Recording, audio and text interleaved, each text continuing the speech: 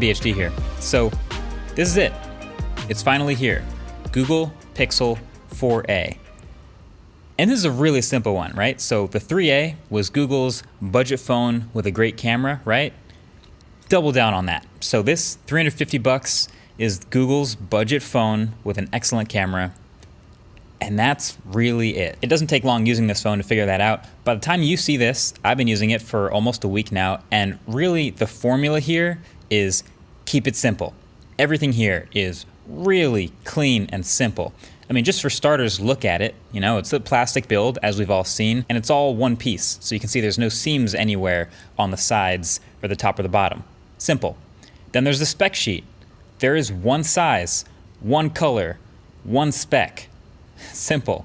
The whole phone is about the same size as the iPhone 11 Pro, but noticeably lighter, of course, thanks to the plastic. And I like the size. I think it's a good one size to have. And with that, on the front of the phone, you're getting a 5.8-inch 1080p OLED display. Flat screen, 60 hertz, and that hole punch cutout for the selfie camera. Some people don't like the hole punch. To me, honestly, really, I've gotten used to it by now, and it's better than a notch. It's not the most incredible display, but there's definitely no big issues with it. You're still looking at well over 400 pixels per inch, and I've noticed a pretty decent range of brightness and some good viewing angles. The no high refresh rate at this price isn't a deal breaker, but we'll get to performance in a second. And then the rest of this hardware package is simple. You guessed it, you're on the same page now. It's very simple. It's all matte black everything, all the way around, giving it not a soft touch feel, but more of like this powder coated slight texture, and I like it. And of course there's the signature pixel accented light green power button. And actually these buttons are super clicky. They're pretty loud too. I think they're the best feeling part of this phone. And there's an honestly pretty disappointing single mono speaker at the bottom, but in positive news, there is still a headphone jack up top. It lives on with the budget Pixel line. Now, with a lot of phones back a couple years ago, I used to always have this moment where I would, bend it, twist it, see if I can feel any weird creaking or anything happening with the phone. And I sort of slowed down and stopped doing that because pretty much every phone now is fine in that department. Plus, Zach does his durability tests, but I got my Pixel 4a and I started to do that a little, and there is actually a little bit of bending to it. I don't know if Zach's gotten his yet, but I'm pretty sure when he does, and he does his test, I'm predicting it's going to snap in half. I don't think the plastic unibody build is the most durable, but on the upside, it's not glass, which means it won't shatter. So, there's ups and downs. Again, with this whole thing, we have to keep the price in mind. It's $350, so I am totally fine with a matte black unibody plastic build. Also, if you're clumsy or worried about dropping your phone, you already know channel sponsor Dbrand's got you covered with their made by Google certified grip case. It's grippier than the naked phone, and yes, it comes in matte black or literally any other color, so you can check it out at the link below. My favorite part of this hardware though, and maybe it's the best example of them truly keeping it simple, is the fingerprint reader still on the back. Same place it was on the Pixel 3a and the Pixel 2 and the original Pixel and the Nexus 6P and the Nexus 5X. Look, the point is, this is the tried and true place to put it. Zero problems with this fingerprint reader on the back here. But look, this is the Pixel 4a, and we all know the reason we're here. And it's the cameras. And they're really good, spoiler alert, again, with photos. So there is a single camera on the back here. It kind of resembles the multi-camera setups with the rounded rectangle, but without spending the extra money for extra useless cameras. Nice. And so it's just one camera and a flash, 12 megapixel sensor at f1.7 with OIS. The numbers aren't too crazy, but the photos you get are exactly what we'd expect, right in the same style as Pixel 4. If anything, just a little bit softer, but it has that confident, contrasty, high dynamic range look and great color that we're used to from the Pixel, which is so awesome at this price. Night sight, still super clean. I mean, these are great photos for a $350 phone. And thanks to that, I'm totally fine with it being the single camera on the back. Like, do I miss the ultra wide a little bit? Yeah, I came from a phone with an ultra wide, so I guess a little bit. But at this price, I'm not mad. Do I miss the depth sensor at all? I mean, with a single camera, Google's been doing really good portrait mode photos of animals and humans and all kinds of objects, so I don't miss the depth sensor at all. Do I miss the 2 megapixel macro camera? No. So keeping it simple, just works great here. I don't think anyone's going to be mad this isn't quad cameras. And that also translates to the software experience as well. I remember when I reviewed the Pixel 2, I called it the smartest smartphone, mainly thanks to a lot of Google features on top of Android.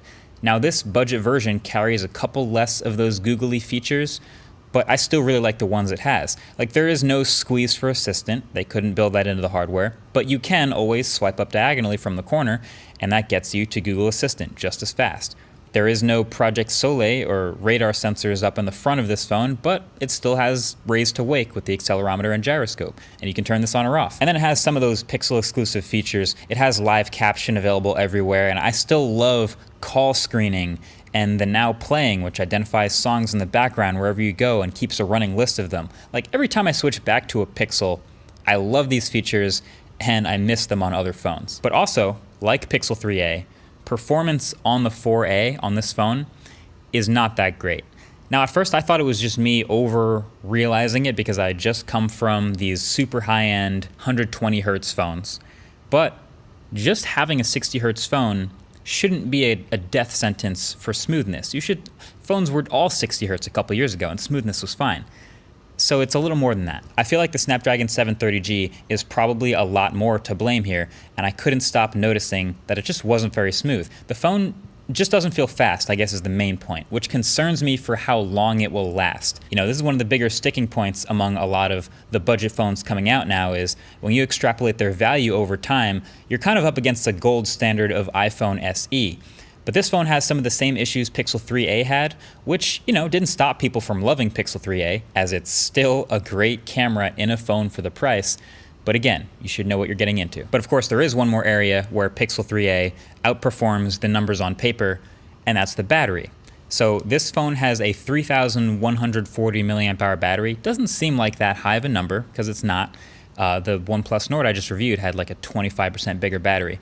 I wasn't expecting it to be great, but of course, I should know better because it's a 1080p 60 hertz screen, and I was pleasantly surprised with the battery on the 4a. Now again, all of this is quarantine lifestyle testing, so it comes with the asterisk that all the rest of the phones have had, but if I'm getting 5 hours of screen on time comfortably with this phone and ending the day with 10 to 20% left consistently, I don't think anyone will have problems with the Pixel 4a's battery. So simply put, that's about it for this really simple phone. For some people, it's kind of forgettable, but for others, it's exactly what we were waiting for this new Pixel.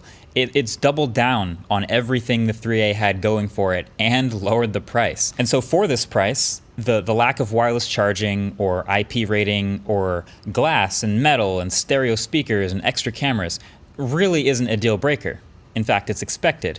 The simple plastic build is expected. The 60 hertz screen is fine. The biggest upside is still the camera, and the biggest downside is still the performance. It's really just the only difference now is the existence of much more competition in this space with phones like OnePlus Nord and iPhone SE. Now, technically, this phone undercuts them both in price, which is going to matter to a lot of people. $350 is an insane price for the amount of phone you're getting here and all these features. But each one of these phones is going to have its own distinct advantages. iPhone and Nord are going to be better performers. iPhone's going to take better video, but you get more Google features here, better stills camera. So it's what you want. I just really love that it feels like Google's getting a little more competitive with this Pixel phone, getting that lower price to undercut the competitors to give you a reason to buy it. It's great. I just hope this translates into them making a true high-end Pixel 5 flagship. Now, I don't know if that's smart to get my hopes up for that, considering their track record's not very good for flagships, but that's what I'm hoping this competitiveness translates into. But we'll see if that happens. Either way, that's been it. Pixel 4a, pretty simple. Thanks for watching. Catch you guys in the next one. Peace.